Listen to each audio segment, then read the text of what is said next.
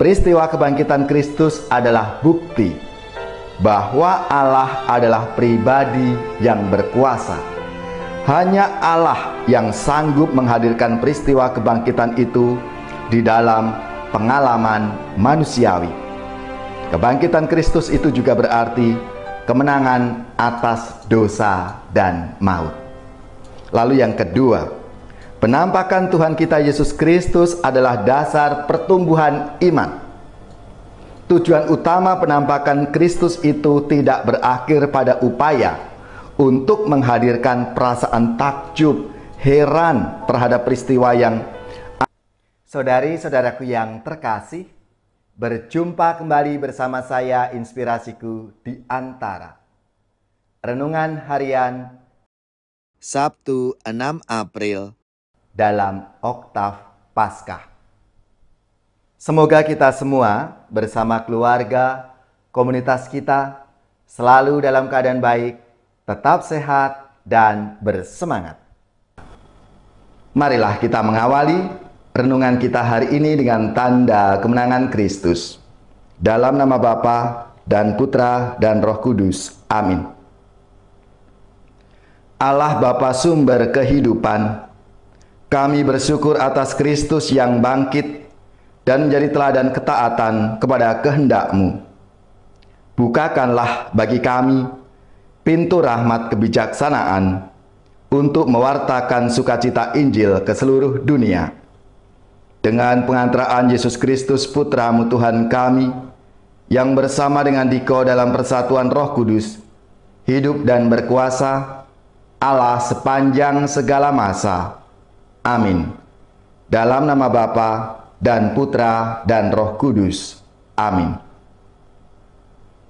Inspirasi kita hari ini dari Injil Suci menurut Markus, bab 16 ayat 9 sampai 15. Marilah kita baca bersama-sama dan kita renungkan. Setelah Yesus bangkit dari antara orang mati, pagi-pagi pada hari pertama minggu itu, Ia mula-mula menampakkan dirinya kepada Maria Magdalena. Daripadanya Yesus pernah mengusir 7 setan. Lalu Maria Magdalena pergi memberitahukannya kepada mereka yang selalu mengiringi Yesus, dan yang pada waktu itu sedang berkabung dan menangis. Tetapi ketika mereka mendengar bahwa Yesus hidup dan telah dilihat olehnya, mereka tidak percaya. Sesudah itu Yesus menampakkan diri dalam rupa yang lain kepada 2 orang dari para murid ketika keduanya dalam perjalanan keluar kota. Ketika mereka kembali dan memberitahukannya kepada teman-teman yang lain, kepada mereka pun teman-teman itu tidak percaya. Akhirnya Yesus menampakkan diri kepada ke-11 orang itu ketika mereka sedang makan. Yesus mencela ketidakpercayaan dan kedegilan hati mereka, oleh karena mereka tidak percaya kepada orang-orang yang telah melihat Dia sesudah kebangkitannya. Lalu Yesus berkata kepada mereka, "Pergilah ke seluruh dunia, beritakanlah Injil kepada segala makhluk." Demikianlah sabda Tuhan. Terpujilah Kristus. Saudari-saudaraku yang terkasih, apa kabar semuanya?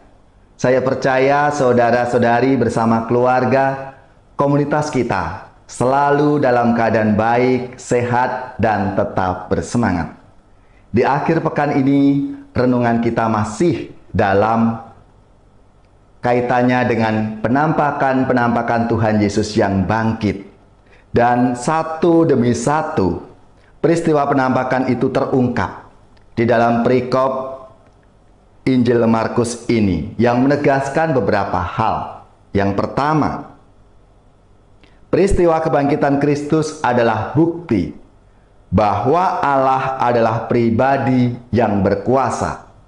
Hanya Allah yang sanggup menghadirkan peristiwa kebangkitan itu di dalam pengalaman manusiawi.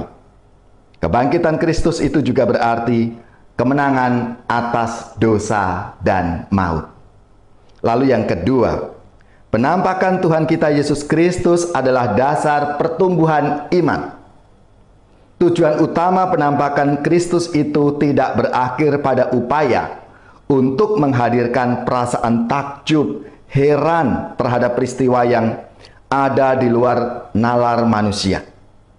Penampakan itu dimaksud untuk menciptakan pertumbuhan iman manusia ke arah yang lebih baik, yang lebih matang dan dewasa.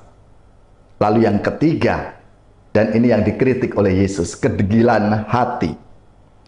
Manusia menjadi pribadi yang tidak percaya itu bukan karena kurangnya bukti tentang kebangkitan. Fakta hadirnya Allah dapat ditemukan di dalam berbagai macam pengalaman manusiawi. Dan yang menjadi tantangan utama di dalam proses pertumbuhan iman manusia itu adalah hati yang keras. Hati yang tidak mau diubah. Atau bahasa Yesus adalah kedegilan hati.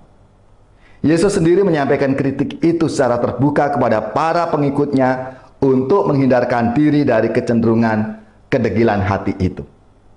Maka saudara-saudariku yang terkasih, melalui pengalaman peristiwa-peristiwa penampakan Yesus yang bangkit ini, mau mengajak kita untuk hari demi hari kita membuka diri akan rahmat dan bimbingan Tuhan dalam setiap peristiwa-peristiwa hidup kita itu. Karena di sanalah Tuhan Yesus berkarya, Tuhan Yesus membimbing kita, yang tentunya kadangkala tidak sesuai dengan apa yang kita harapkan. Namun, paling tidak lewat penampakan-penampakan Tuhan Yesus yang bangkit itu, mau mengajak kita untuk semakin berkembang iman kita, semakin dewasa iman kita, sehingga kita semakin mengasihi Allah kita.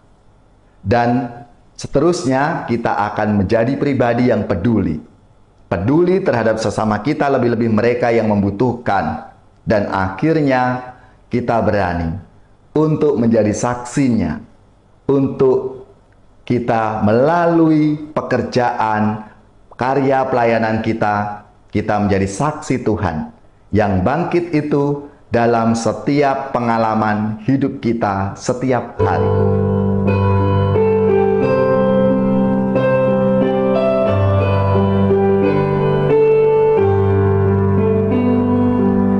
Makhluk semua, pujilah Tuhan kita. Haleluya, haleluya, haleluya. Pujilah keagungannya. Haleluya, haleluya, haleluya, haleluya, haleluya. Bergaung di seluruh dunia, soraklah haleluya, haleluya, haleluya, haleluya, haleluya. Nyanyikan bersama dengan iringan suling. Haleluya, haleluya, haleluya. Pujilah Maha Tuhan. Haleluya, haleluya, haleluya, haleluya, haleluya. Bergaunan merdu suaranya, soraklah haleluya, haleluya, haleluya, haleluya, haleluya. Saudari-saudaraku yang terkasih, marilah kita siapkan hati kita untuk menerima berkat Tuhan.